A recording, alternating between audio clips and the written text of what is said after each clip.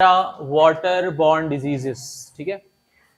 बहुत सिंपल सी बात है कि इस तरह की डिजीजेस, इस तरह की बीमारियां जो कि गंदा पानी पीने से हो जाए, कंटेमिनेटेड वाटर पीने से हो जाए, या फिर वो खाना खाने से हो जाए जो कि गंदे पानी से तैयार हुआ हो, कंटेमिनेटेड वाटर से तैयार हुआ हो, इस तरह की बीमारियां क्या कहलाती हैं बच्चों? वाटर बॉर्न डिजीजेस कहलाती है, जो कि एक इन्फेक्शियस इलनेस है। इन्फेक्शियस से मुराद ऐसी बीमारियां जो कि जर्म्स की वजह से हो, और आमतौर पर ये बीमारियां जो होती हैं, जो जर्म्स की वजह से होती हैं, पर्सन टू पर्सन फैलती भी हैं, ठीक है, स्प्रेड आउट भी होती हैं पर्सन टू पर्सन। तो इस तरह की बीमारियों को हम इन्फेक्शियस इलनेसेस कहते हैं, ठीक है। तो अगर आप डेफिनेशन पर आओ, डेफिनेशन लिखवा रहा हूं, लिखो।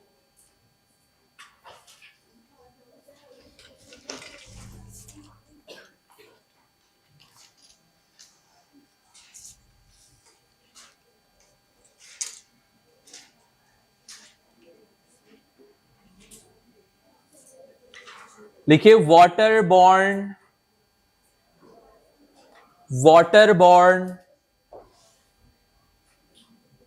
infectious illnesses, waterborne infectious illnesses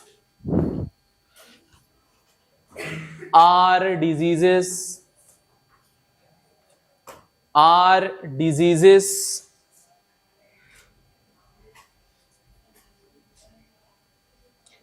that spread by drinking,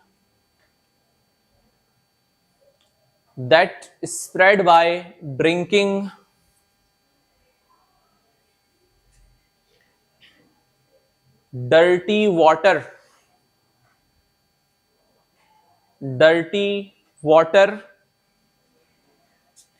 or eating food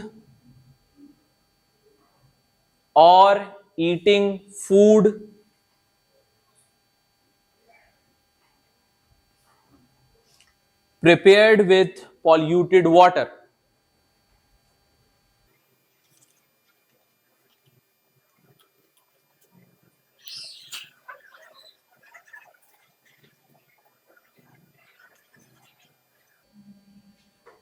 कुछ लाइंस में लिख रहा हूं, उससे साथ साथ आप मेरे लिख लो।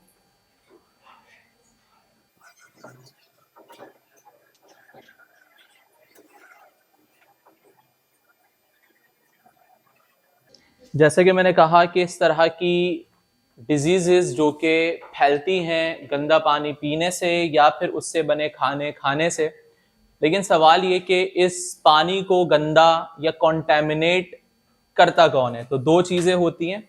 एक तो कुछ माइक्रो ऑर्गेनिजम्स होते हैं, जैसे कि आपके पास वायरस, बैक्टीरिया, प्रोटोजोआ, वॉर्म्स, लेकिन कुछ टॉक्सिन्स भी मौजूद होते हैं इसमें, जैसे कि आर्सेनिक, मरकरी, लेड, ये सब कैंसर कॉज करते हैं। छोटी मोटी बीमारियां तो करते ही हैं डाइजेस्टिव सिस्टम के साथ, बट और कुछ और भी केमिकल्स मौजूद होते हैं ऑर्गेनिक नेचर के।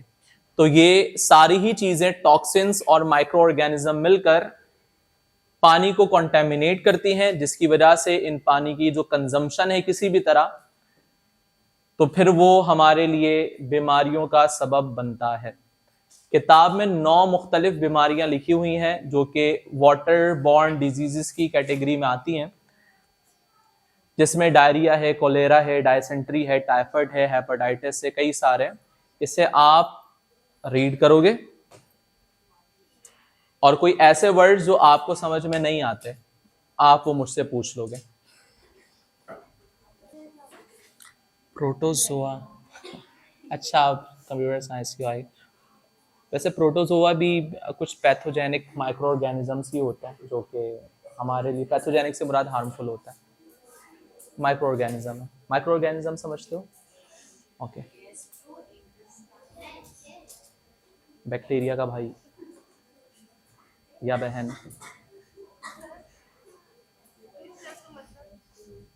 गैस्ट्रोइंटेस्टिनल का मतलब होता है डाइजेस्टिव सिस्टम, स्टमक और इंटेस्टाइन। समझे? Gastro intestinal, gastro stomach, intestinal intestine, जो कि मिला जुला कर आपका डाइजेस्टिव सिस्टम बनता है। तो गैस्ट्रो इंटेस्टिनल से मुराद होता है डाइजेस्टिव सिस्टम, मतलब वो बीमारियां जो कि डाइजेस्टिव सिस्टम से रिलेटेड हो।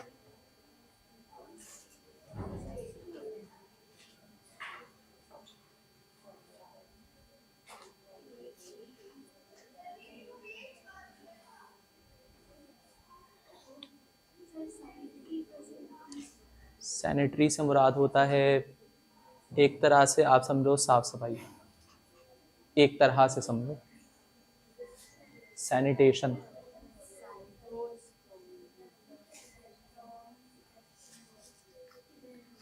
और हाँ ऑब्वियसली कुछ वर्ड्स के मतलब नहीं होंगे, जैसे कि अगर आप पूछो प्रोटोजोआ का मतलब क्या है बैक्टीरिया का, तो उसका कोई मतलब नहीं है, या फिर शायद मुझे नहीं पता।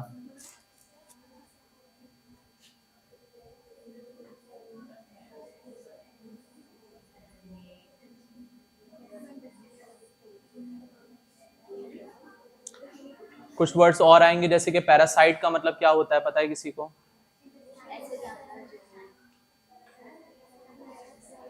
इस तरह के लिविंग ऑर्गेनिज्म जो कि किसी और लिविंग ऑर्गेनिज्म पर फीड करता है, मतलब मच्छर पैरासाइट है? नो, पैरासाइट जो होते हैं वो लिविंग ऑर्गेनिज्म के साथ ना अटैच्ड रहते हैं। जैसे कि टेप वॉर्म की एग्जांपल दी हुई है, वो आपकी बॉडी में रहकर आपके ही न्यूट्रिएंट्स को कंज्यूम करता है। मच्छर तो आता है, खून पीता है, निगल लेता है ना, मच्छर पैरासाइट नहीं है। लाइस, लाइस पैरासाइट होता है शायद, हाँ हाँ हाँ हाँ।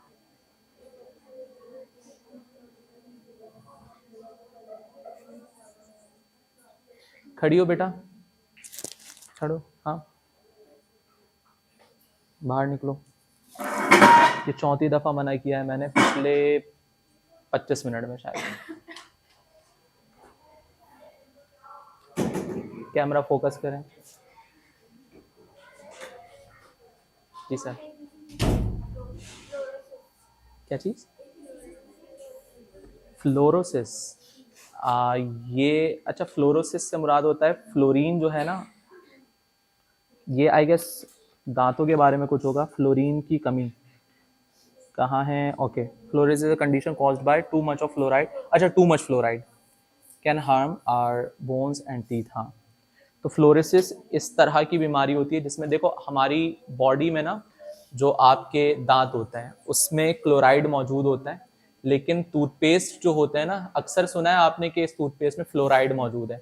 तो फ्लोराइड जो है ना वो आपके दांतों में मौजूद फ्लोराइड को रिप्लेस करता है, और फ्लोराइड जो है वो ज़्यादा मजबूत बॉन्ड बनाता है, दांतों को मजबूत करता है। लेकिन वही बात है कि जब बॉडी में एक्सेसिव फ्लोराइड आ जाएंगे तो फिर वो क्या कॉज करेगा, एक तो ये कि दांतों को भी कमजोर करेगा क्योंकि एक्सेसिव हो गया है, ठीक है। अब एक्सेसिव हो गए तो बॉन्ड भी ठीक से नहीं बनेंगे उनके। दूसरा ये कि फ्लोराइड जो है बोन में मौजूद में भी कैल्शियम को रिप्लेस करेगा और बोन को भी क्या करेगा, कमजोर बनाएगा। तो fluorosis, fluorosis fluorosis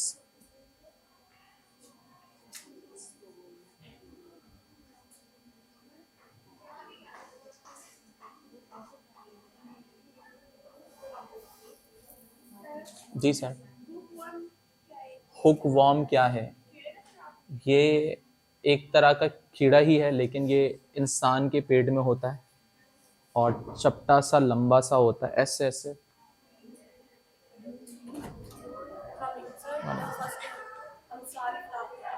matric.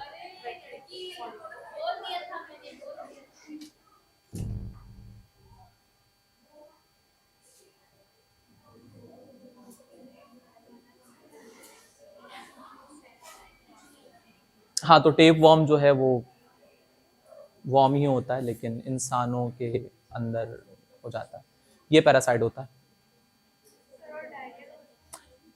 Diarrhoea यूं समझो आपकी बॉडी से एक्सेसिव वाटर जो है वो लूज हो जाता है, एक्सेसिव नहीं, वाटर का लूज, डिहाइड्रेशन। जी सर। क्या चीज? पूरा जुमला बताएं, दिखाएं मुझे, किस में है? नंबर 4। ओके, लिखा है cryptosporidiosis is a gastrointestinal ailment caused by. Okay, देखो गैस्ट्रोइंटेस्टिनल एलिमेंट से मुराद इस तरह की बीमारी जिसका ताल्लुक डाइजेस्टिव सिस्टम से हो। डाइजेस्टिव सिस्टम के अंदर दोनों चीज़ें इंक्लूड हो जाती हैं, आपका स्टमक भी और आपके इंटेस्टाइन भी। तो वो बीमारी जिनका ताल्लुक किससे हो? आपके डाइजेस्टिव सिस्टम से।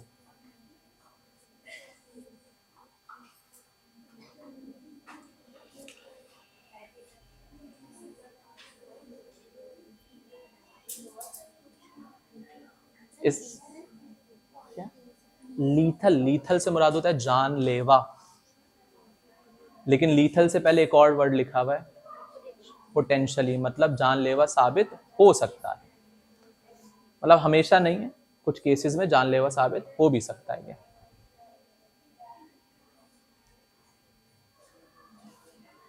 एमसीक्यूज भी चाहो तो आप सॉल्व कर सकते हो। इसके बाद 2 चैप्टर्स रह गए हैं जो कि मैं कोशिश करूंगा जल्द से जल्द मैं पढ़ा दूं, कोशिश करेंगे, बाकी देखते हैं, अल्लाह मालिक।